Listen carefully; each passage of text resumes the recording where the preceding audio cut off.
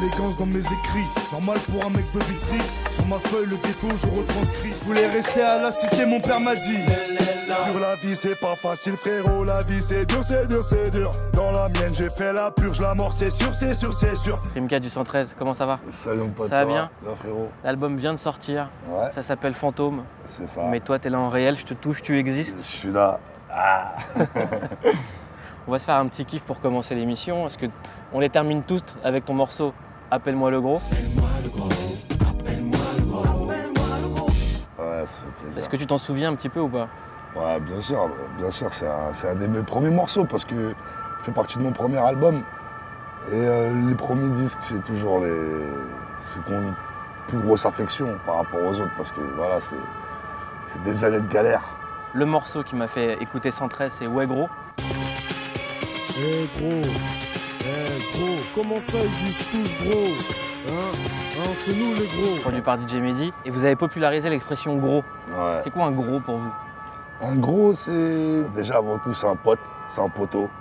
C'est aussi un bon débrouillard, un gros débrouillard, tu vois. Bon, à la base, c'est les gens du 9-4 qu'on s'appelle comme ça entre gros. Après, c'est devenu une expression, ça nous a dépassé. Et jusqu'à aujourd'hui, je vois plein de gens à la télé, ouais, gros, machin, ils savent même pas d'où ça vient. Et en vrai, ça vient du quartier de Camille Groult à Vitry, tu vois. Même Diams à l'époque avait dit ouais grosse. Ouais, grosse. C'était un petit clin d'œil, tu vois. Et comme quoi, on a marqué notre époque et via des petites expressions aussi comme ça. L'album Prince de la Ville va avoir 20 ans. Genre les sacs de sport, en attend record. Veux juste l'oseille et dans 5 minutes je sors. Rentrer dans la banque sans faire toc, toc, toc. En ce moment, tout le monde fait son retour dans le rap. Tous les anciens reviennent. Ouais. À la différence vous concernant, c'est que vous n'êtes jamais parti. C'est qu'il y a c'est toujours vrai. eu des albums qui sont sortis. Ouais. Est-ce que vous comptez marquer ça ou vous allez laisser passer Bah, je pense qu'on va marquer le coup parce que c'est toute une époque qu'on a envie vraiment de faire découvrir au jeune public. Aujourd'hui, en 20 ans, il s'est passé, le public rap a beaucoup changé et donc on aimerait faire découvrir à ces gens-là l'héritage. J'ouvre mon armoire, je prends une chemise même pas repassée. Je regarde dans ma glace et je me dis c'est déclassé. Je pense pour les 20 ans, même pour faire plaisir aussi à notre public de l'époque, qui doit avoir 2 gosses, plein de factures à régler, à venir passer une bonne soirée, je sais pas, on sait pas de quelle manière. Si vous faites juste l'album Prince de la Ville en live, ça remplit quoi? Un stade de France? Ça a vendu combien? Ouais, Prince de la au Ville moins, peut-être deux Stades de France. Bah, Prince de la Ville, c'est 500 000 albums et plus de 2 millions de singles.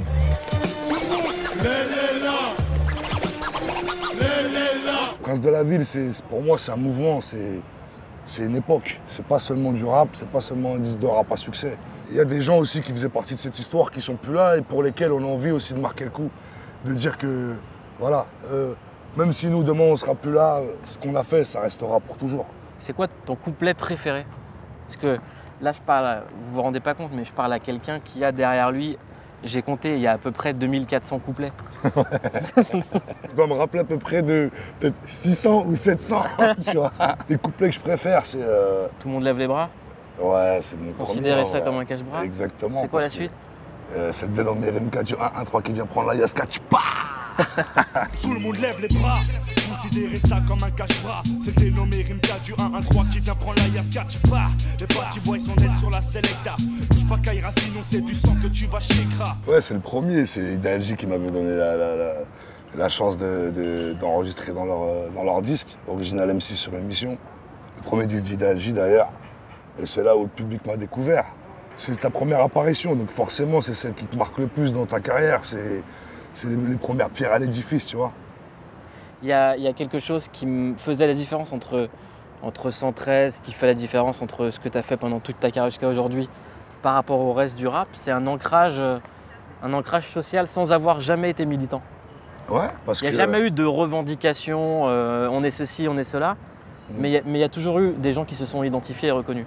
Comme tout citoyen censé aller voter, histoire de dire que j'existe dans leur communauté. C'est impossible, quand je vois des frères me noter, au déboire à Benoît, c'est pas une nouveauté. Le rap, de par son histoire, il fait partie du social, c'est comme ça. Le rap, il est dans les quartiers populaires, il est dans la France, la vraie France. Parce que la France, c'est pas TF1, c'est pas BFM. La vraie France, c'est les quartiers populaires, c'est les Francs à Saint-Denis, c'est le quartier du 20e à Paris, c'est Vitry. Pour moi, la France, c'est celle-là. Les gens mélangés et cosmopolites. La ruralité aussi. La ruralité aussi, exactement. Donc, quand je vois tout ça, je me dis que je vais partager mon expérience avec le public et c'est à eux de juger. Je ne veux pas faire comme tous ces médias qui veulent te faire manger ce qu'ils ont envie, te faire écouter ce qu'ils ont envie et te faire voter qu'ils ont envie. Je fais ma musique, je partage des émotions, des expériences de vie, des coups de cœur, des coups de gueule, c'est varié. Et après, c'est à l'auditeur de se faire son avis et voilà. Tu la sens comment la température, toi, dans les quartiers pour les élections? Ça sent mauvais un peu, je vais pas mentir. Je sens une tension, une grosse tension qui est palpable parce qu'il y a un ras-le-bol, il y a un vrai ras-le-bol. Dans un contexte financier comme celui-là, il n'y a qu'une seule solution, c'est de proposer une augmentation du temps de travail. Quand on entend qu'il faut serrer la ceinture, les gros politiques qui demandent à la classe moyenne française de faire des efforts et que derrière tu as des gros scandales et des grosses polémiques comme on en voit avec Fillon, etc. Tu peux avoir que des sentiments de dégoût mêlés à des histoires comme celle de Théo. Selon les images de la vidéosurveillance de la police municipale, un policier porte alors un coup de matraque au niveau des fesses du jeune homme. Forcément, ça emmène de la haine dans les discours. Et quand il y a de la haine dans les discours, ça va craquer, quoi. À un moment ou à l'autre, je pense que ça va craquer. Et tout dépend des élections, parce que les gens ils en attendent beaucoup. Là, on a l'impression que tout le monde est en stand-by, plus rien que la France, elle bouge pas, elle retient son souffle. Du côté de l'extrême droite, il y a une vraie crainte à se faire sur les élections. Et je pense que je ne suis pas le seul à le penser.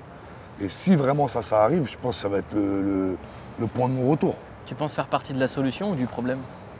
Un peu des deux, ça dépend pour qui, ça dépend de quel côté, de quel angle de vue on se place. Mais j'ai souvent fait partie du problème. Mais je pense qu'il y a quand même quelques solutions à apporter, des solutions simples. Parce que la vie des quartiers, on la connaît, on y a vécu. Et on a une vraie expertise que même de la Villardière, en traînant 10 ans à Aulnay, il n'arrivera pas à cerner, tu vois. Je fais ce que je veux, je suis dans mon pays et j'ai le droit de faire ce que je veux, d'accord? Arrête de bouger, d'accord? On a quelqu'un dans cette émission qui a traîné 13 ans à Aulnay, puisqu'elle a 13 ans et qu'elle a grandi à Aulnay. Ouais. Elle s'appelle Neyla, on l'a découvert dans le film Swagger, elle était venue dans le Gros Journal. Les architectes, ils savent pas la vie de banlieue, comment c'est, etc. Après, comme le bâtiment il est grand, après les gens ils veulent pas vivre dedans. Neyla, c'est une petite qui rêve de faire du foot. Dans ses éducateurs sportifs, il y a Théo dont tu as parlé. Et il lui est arrivé quelque chose il n'y a pas très longtemps, c'est un règlement de compte en bas de chez elle. Et je te montre juste cette petite interview de Neyla pour qu'on parle après de ces mômes de la génération après la nôtre dans les quartiers. Comment ça va Neyla? Ça va très bien, merci. Merci d'être là, merci d'être venue chez nous. De rien. On t'a découvert avec le film Swagger. Oui. On se rappelle de toi dans le film, on se rappelle de toi dans le Gros Journal. Tu nous as dit que tu voulais faire du foot. Oui. T'as quel âge maintenant? 13 ans. 13 ans. Il se trouve que toi, tu habites à Aulnay, que tu connais Théo. Oui, c'est ça. Est-ce que tu peux nous raconter ce qui t'est arrivé chez toi? J'allume Snap, je commence à regarder les stories et Sur Snapchat. je vois tout le monde en train de faire « Ouais, justice pour Théo, justice pour Théo ». Après, je demande à quelqu'un de ma classe il s'est passé quoi. Elle m'explique et tout. Après, c'est là où j'ai compris. Et dans les jours d'après, je voyais dans les stories les émeutes et tout. Et moi, j'étais choquée. Donc toi, t'as vu tout ce qui se passait en bas de chez toi sur Snapchat? Oui, et j'entendais les hélicoptères aussi, tourner toute la nuit. Et tu sortais pas de chez toi? Bah si, je sortais pour jouer dehors, mais il sortait pas sinon. Et tu le connaissais, Théo? Bah, en fait, je savais pas, mais il était sur le tournage du film. Et c'était mon animateur avant, au centre. D'accord. Et toi, qu'est-ce que t'en penses? Moi, je pense que ça se fait pas parce qu'il est juste venu... Il est juste venu aider un petit et puis lui, il s'est tout pris et il a rien fait. Il s'est passé autre chose, juste en bas de chez toi. Il y a eu un règlement de compte. Ouais. Est-ce que tu peux nous dire ce qui s'est passé? Moi, je rentrais, je jouais au foot et puis là, il y a ma mère qui me dit « Ouais, il y a eu un règlement de compte juste à côté de la boulangerie à 15h. » Et c'était quoi ce règlement de compte? J'ai pas cherché à savoir plus. Alors comment est-ce qu'on vit quand on a ton âge, que les jeunes ont pour la plupart peur de la police, mais qu'il y a des règlements de compte et que c'est la police qui est censée les protéger? Comment est-ce qu'on fait? Je sais pas, moi je me dis quand je vois la police, je me dis ils sont censés me protéger. Après quand je vois ce qu'ils ont fait à Théo, Maintenant, je sais que je vais pas aller les appeler pour les voir, leur demander de m'aider. Donc toi, par exemple, s'il y a quelqu'un qui t'agresse, tu vas pas appeler la police? Ben, je pense que les gens autour, ils le feront, mais moi, sur le coup, je vais pas le faire. Pourquoi? Je sais déjà, ils vont prendre 15 minutes à venir, donc d'ici là, il sera déjà parti, l'agresseur, donc... Donc c'est quoi la solution pour toi? C'est qu'il faut quoi? Faut rétablir la police de proximité? Faut renforcer les forces de l'ordre. Faut les renforcer, qu'il y en ait plus en patrouille. Parce que je sais qu'il y en a souvent au bureau, et dès qu'ils les appellent, ils prennent tout leur temps pour venir. Donc toi, tu fais quand même confiance à la police? Ouais. Ouais? Parce que plein de gens, ils croient que dans les quartiers, dans les cités, il n'y a que des règlements de compte, que des embrouilles, que des trucs comme ça, et qu'il n'y a que des criminels. Comment faire comprendre aux gens que c'est pas ça? Il faudrait qu'ils viennent voir la cité, juste une journée, et ils verront. Juste, ils verront les petits en bas jouer dehors, et voilà, ils se diront qu'il n'y a pas que des règlements de compte. Et comment on fait pour pas être dans les histoires? Il faut éviter de s'approcher des gens histoires. Je sais pas comment expliquer. Mais non, mais c'est important de le dire. Ben, faut éviter de traîner avec des gens qui font des bêtises, parce que à force d'être avec quelqu'un, on peut devenir comme lui. Putain. Qu'est-ce que ça te fait? Franchement, c'est touchant, ça me fait quelque chose, parce que elle doit avoir l'âge de mes neveux et nièces, tu vois. Et moi, j'ai pas ces discussions-là avec mes neveux et nièces, mais je sais qu'ils pensent la même chose, exactement. Ils viennent des quartiers, ils grandissent dans les quartiers, et de voir la lucidité qu'elle a, la petite, on dirait, tu vois, on dirait qu'elle a 25 ans. Elle est ultra lucide. Et dans les quartiers, ils sont comme ça aujourd'hui, les jeunes. Ils sont assez autonomes. Ils gambergent autrement qu'à notre époque. Comment t'expliques ça? Parce que ces mômes-là, c'était vous, leur modèle. Qu'est-ce qui s'est passé? Qu'est-ce qui n'a pas été transmis?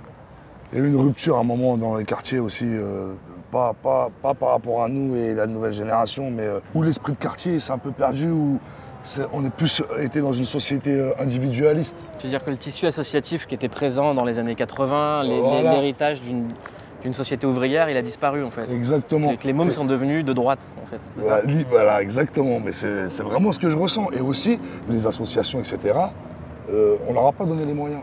C'est les seuls interlocuteurs avec lesquels on s'entendait bien et on pouvait discuter, et créer des choses et avoir des perspectives, de sortir des quartiers et de faire des choses, quoi. Mais t'aurais pensé qu'on puisse en arriver là, c'est-à-dire qu'une gamine de 13 ans, la même semaine, voit quelqu'un de son quartier qui subit une violence policière et un règlement de compte juste en bas de chez elle?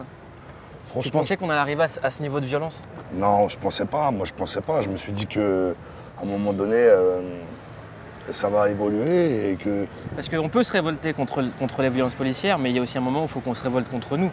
Moi, ça m'attriste de savoir qu'une petite vit des règlements de compte en bas de chez elle. Bien sûr. Quand on voit ce qui se passe dans les quartiers, la violence a explosé. Enfin, ça a monté d'un cran. Bien sûr. C'est là qu'on se rend compte que la police, elle est inefficace dans les quartiers. Et c'est pareil, c'est l'un des seuls interlocuteurs de l'État qu'on a en face de nous. Donc c'est eux qui se prennent tout dans la gueule. Et c'est des humains comme tout le monde. Donc au bout d'un moment, c'est plus gros qu'eux. Ramener la stabilité dans le quartier, c'est pas eux de le faire. Ils sont là pour faire leurs interventions, leurs machins. Et ils n'y arrivent plus. Donc ils craquent. Et ça donne des situations de merde. Tu vois, et des bavures et des mauvais traitements. Parce que les mecs sont à bout. Donc en fait, c'est des pauvres qui s'affrontent. Mais des citoyens et des policiers. Le point commun, c'est la pauvreté. Mais c'est exactement ça. Les mecs, moi, je connais pas un keuf qui doit gagner plus de 2000 balles. Ça n'existe pas, ça. D'après mes connaissances, il n'y a que des hauts gradés ou des gens qui ont été longtemps dans la police qui gagnent plus de 2000 balles. Donc c'est des métiers de classe moyenne. Donc par rapport à ça, on leur demande de faire plus que leur travail. Pourquoi elles le feraient? Aujourd'hui, le plus grand parti de France, c'est pas le FN, c'est pas les Républicains, c'est l'abstention. Ouais, je fais partie de cela. Tu fais partie de cela? Tu n'iras pas voter à l'élection? J'irai voter... Non, j'irai pas voter. C'est sûr que j'irai pas voter. Pour Hollande, j'ai pas été.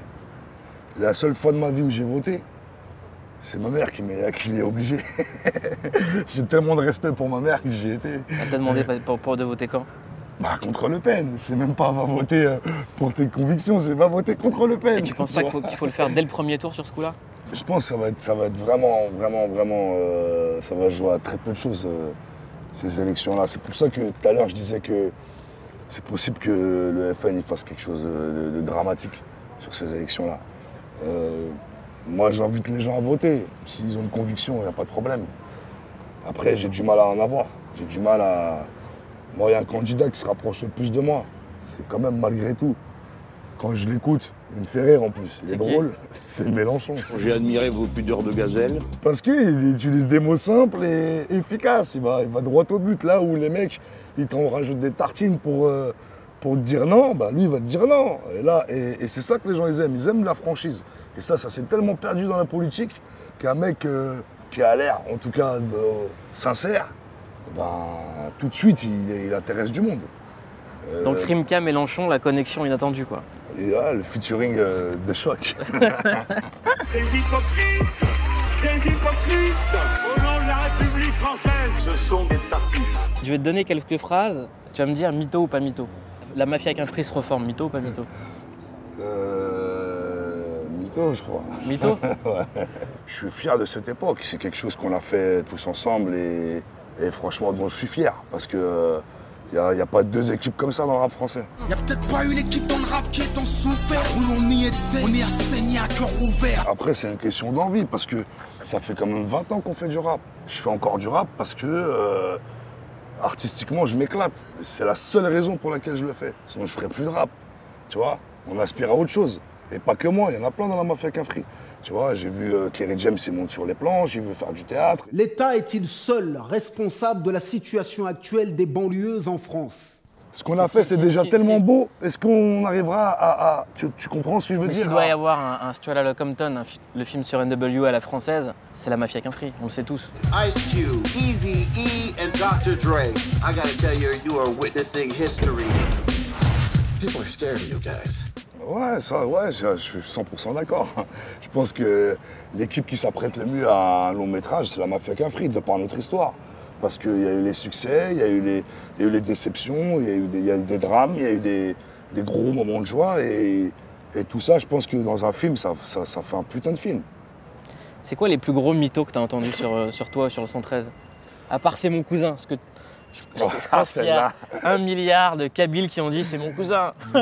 Jusqu'à il y a 3 semaines encore, des mecs qui m'appellent, il va rentrer, il dit c'est ton cousin. Il est blond, j'ai pas de cousin blond. Tu vois. C'est pas vrai, tu es Kabyle, tu as des cousins blonds. Au bled. C'est ça. Ouais, c'est quoi les plus gros mythos que vous avez entendus sur vous? Franchement, il y en a un, il m'a fait rire, tu vois. C'est un fan qui est venu me voir, Psartek, qu'est-ce qu'il y a? Il me dit, t'es marié avec Kenza Farah, tu vois. J'étais... Et je vais sur Google, Rimka, et je vois tout de suite Kenza Farah derrière. J'ai dit, mais c'est pas possible, c'est quoi cette rumeur de ouf, tu vois. Rimka, fantôme, est dans les bacs. Ouais. Tu sais le respect qu'on te porte. Je sais même pas combien d'albums t'as fait maintenant. Même moi, je sais. Voilà, tu sais plus. On sait très bien qu'il y a encore un album de Rimka qui va sortir d'ici 1 an. Ouais, facilement. Même moins. Non. C'est qui les enfants du 113 aujourd'hui? Musicalement, ça se ressemble pas trop. Mais dans l'esprit, je pense que c'est PNL parce que c'est les seuls qui tentent des choses que tu verras nulle part ailleurs. Tu toucheras pas la balle, on te fait la brésilienne. Comment ça se passe dans la ville? Sans prétention, à l'époque, avec DJ Medji, toutes les musiques qu'il proposait aux autres qui voulaient pas, c'est celles qu'on kiffait, nous, tu vois. C'est-à-dire, et quand je dis les autres, c'est les stars de l'époque, quoi. Et on a toujours eu ce truc de vouloir être original, d'être différent des autres, d'amener quelque chose qu'il n'y a pas. C'est comme ça qu'on a vécu la musique depuis toujours. Beaucoup de respect pour eux. Et dernière question, c'est quoi ta définition d'une clique? Une clique, c'est au moins une vingtaine de personnes derrière soi, mais c'est aussi la tienne, parce que je considère en faire partie. T'es quelqu'un que j'estime beaucoup. Et j'ai vu ton parcours, je le connais. Et je suis fier. Merci. Fier de toi, mon pote. Merci beaucoup. Je tenais à te le dire et vraiment bravo, mon frérot. Dédicace le 113, dédicace PNL, la mafia qu'un free et DJ Medji. Merci Rimka. La famille. Merci beaucoup. Où tu dis que tu peux être le prince de la ville si tu veux. Où tu veux. Quand tu veux.